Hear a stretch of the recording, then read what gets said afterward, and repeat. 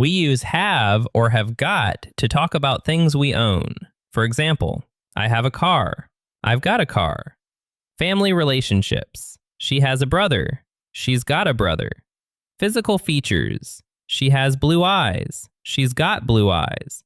Both mean the same thing. However, have got is more common in British English. We can make 3 types of sentences. For positive sentences, we don't change much. Only he, she, it is different. I, you, we, they have a book. He, she, it has a book. I, you, we, they have got a book. He, she, it has got a book. Negative sentences show that we don't have something.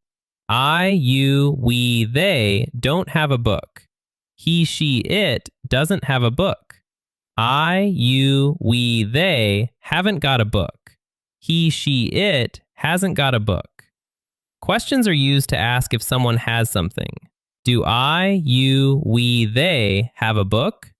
Does he, she, it have a book? Have I, you, we, they got a book? Has he, she, it got a book?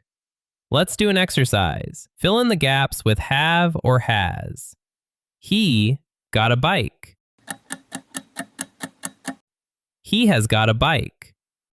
We, an umbrella.